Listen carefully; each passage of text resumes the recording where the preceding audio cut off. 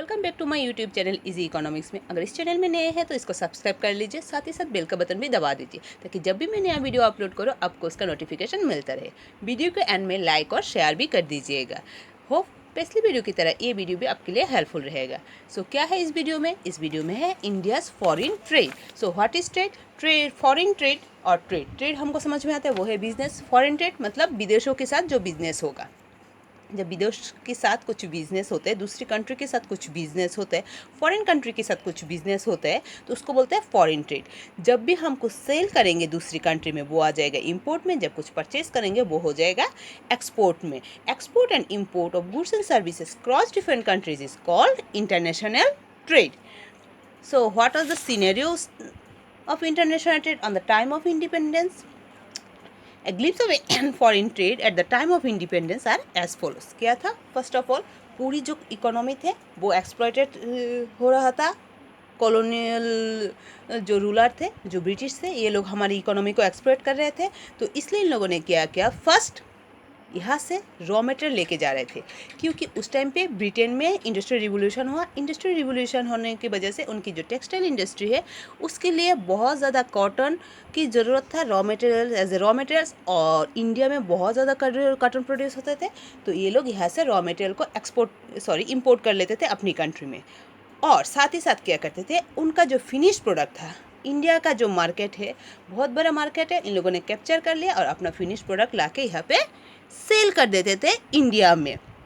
तो एक साथ इन्होंने यहाँ से रॉ मटेरियल्स लेके गए और अपना फिनिश प्रोडक्ट यहाँ पे एक्सपोर्ट कर लिया। इससे क्या हुआ, इंडियन जो हैंडीक्राफ्ट इंडस्ट्री है वो भी खराब हो गई।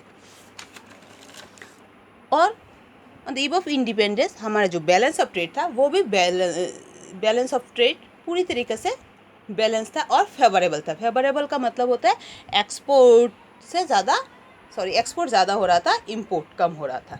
तो इंपोर्ट बस रॉ मटेरियल हो रहा था, वो सस्ता पड़ता था, और एक्सपोर्ट फिनिश्ड गुड्स वो महंगा होता है। तो इसीलिए हमारा जो बैलेंस ऑफ ट्रेड दिख रहा था वो फेवरेबल दिख रहे थे। और डायरेक्शन ऑफ ट्रेड किस तरफ था? डायरेक्शन ऑफ ट्रेड था पूरी तरीके से ब्रिटेन की ओर, क्योंकि इन्हीं का कॉलोनियल रूल था हमारे कंट्री में। सो इंडिया का जो ट्रेड हो रहा था उस टाइम पे बस ब्रिटेन के साथ, वहाँ पे इंपोर्ट होता था और वहाँ से एक्सपोर्ट होता था।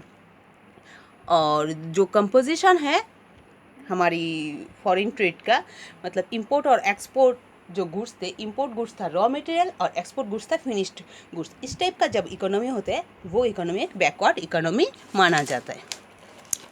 नेक्स्ट आता है India's foreign trade after independence. After independence India का फॉरेन ट्रेड का क्या सिनेरियो है?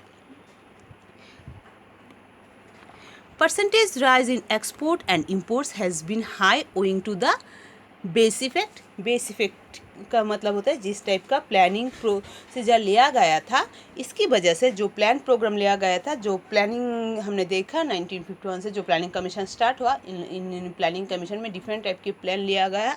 इसकी वजह से जो percent export and import has been high owing to the base effect. While over time India's exports and imports have tended to rise, India's share in global trade has tended to decline. एक तरीके से क्या हुआ, over time India's export and import have tend to right. India का जो मतलब India का अगर कंपेयर करें, जो एक्सपोर्ट एंड इम्पोर्ट है वो तो ज़्यादा हुआ, और India share in the global trade has tend to decline. India का जो शेयर है ग्लोबल ट्रेड में वो कम हो गया। Only after the initiation of economic reforms that India's share in the world trade has tend to improve. Economic reform 1991 में जब LPG introduce हुआ, इकोनॉमिक रिफॉर्म इंट्रोड्यूस हुआ, उसकी बाद से जो शेयर है इंटरनेशनल ट्रेड में, वर्ल्ड ट्रेड में इंडिया का, वो इंक्रीज होना स्टार्ट हुआ। After the initiation of economic reform the change in the volume of trade has become significant. Volume of change भी सिग्निफिकेंट हो गए। तो हम सिंपली ये आंसर लिख सकते हैं, India's foreign trade after independence क्या हुआ, एक्सपोर्ट और इंपोर्ट ज़्यादा हुआ पहले की comparing to on the eve of independence. पहले के मुकाबले जो एक्सपोर्ट एंड इंपोर्ट है वो ज़्यादा होने लगा due to base effect. India से अगर कंपेयर करें तो पहले से इंपोर्ट और एक्सपोर्ट ज़्यादा हुआ है, लेकिन जो ग्लोबल ट्रेड है उसमें इंडिया का जो वॉल्यूम है, ट्रेड वॉल्यूम, वो कम होने लगा। बट जब इकोनॉमिक रिफॉर्म इंट्रोड्यूस हुआ फिर से ये राइज होने लगा, volume of trade, share of trade in world share ज़्यादा होने लगा। ये जो इफ़ेक्ट है इकोनॉमिक रिफॉर्म का फॉरेन ट्रेड में, वो एक सिग्निफिकेंट इफेक्ट था। Next, composition of foreign trade. Composition बोलने से समझ में आ जाता है। कंपोजिशन का मतलब क्या है? The composition of trade refers to the types of goods and services we export and import. किस टाइप के कमोडिटी हम एक्सपोर्ट कर रहे हैं और किस टाइप के कमोडिटी हम इम्पोर्ट कर रहे हैं, उसको बोलते हैं कंपोजिशन ऑफ ट्रेड। तो उसमें क्या आता है? After independence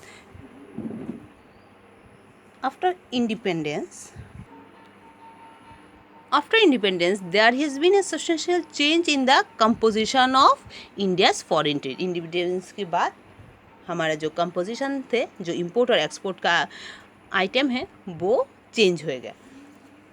decline in percentage share of agricultural export. There has been a significant decline in percentage share of agricultural item in total export.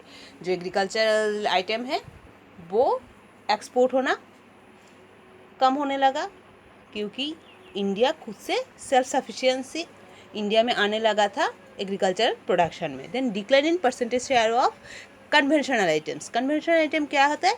Jute, tea, food grains, mineral, these are conventional item. Conventional item such as jute, tea, food grains and minerals share in total exports had tended to fall as their domestic demand rise due to the planned development program.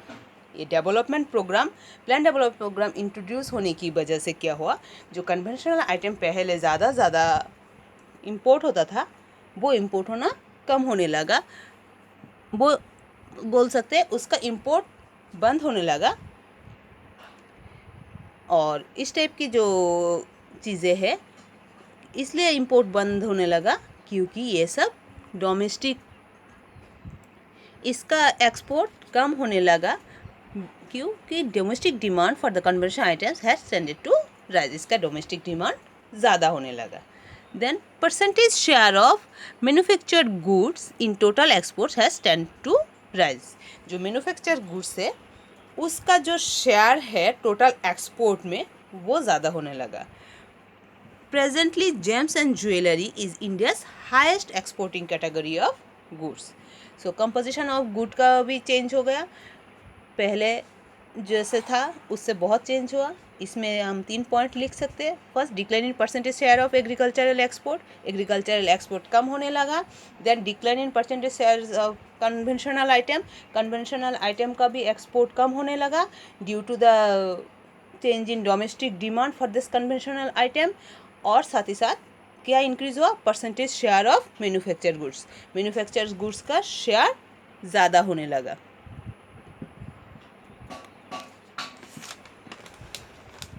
Then direction of foreign trade. Direction मतलब कौन सी country के साथ India का trade ज़्यादा है और कौन सी country के साथ कम है। तो कम जो है वो तो हम मेंशन नहीं करने वाले हैं, बस किसके साथ ज़्यादा है वो देख रहे हैं। सो उसका डेफिनेशन हम बोल सकते हैं, what is direction of trade? Direction of trades refers to the country to which a country exports its goods and services and the countries from which it imports. इसका मतलब है direction of trade refer to the countries.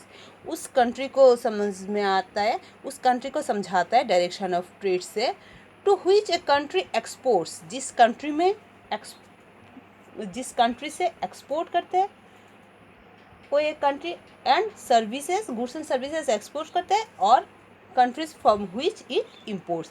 जैसे India Britain से पहले finish product export करते थे और Britain में रॉ मटेरियल इंपोर्ट करता था। तो डायरेक्शन ऑफ ट्रेड था ओनली टू ब्रिटेन, ब्रिटेन की ओर था इंडिया का डायरेक्शन ऑफ ट्रेड। अभी वो चेंज हो गया। चेंज हो के क्या हुआ? Since 1951 direction of India's foreign trade has change and the list of trading partners has tend to expand over time. ये ज़्यादा होने लगा। Then previously UK and USA and commonwealth countries are only our trading partners, and presently our major trading partners are UAE, China, USA, Switzerland, Singapore, Australia, Iran, Hong Kong, Korea, Indonesia, UK, Japan and Belgium. UAE has emerged as India's leading trading partners, whereas USA has slipped to the third position, which was our leading partner till 2007-8. Then again, share of USA was 15.3% during 2016-17, while that of UAE was 11.3%. At present, as far as India's import is concerned, China has occupied first position with 15.9% share, followed by USA 5.8%, Saudi Arabia 5.2% and Switzerland 4.5%. It is also noticed that China has succeeded much more than India in harnessing the gains of international trade. China ज़्यादा successful हो गया international trade से फ़ायदा लूटने में, क्योंकि हम देखते इंडिया की मार्केट में चाइना ने पूरी तरीके से अपने कब्जा जमा लिया। मैक्सिमम प्रोडक्ट जो होता है चाइनीज़ प्रोडक्ट ही है इंडियन मार्केट में। सो ये था हमारा डायरेक्शन ऑफ फॉरेन ट्रेड। आज की वीडियो में बस इतना ही। आगे के वीडियो में हम देखेंगे इनवर्ड लुकिंग ट्रेड स्ट्रेटेजी, उसका good and bad effect. Thank you.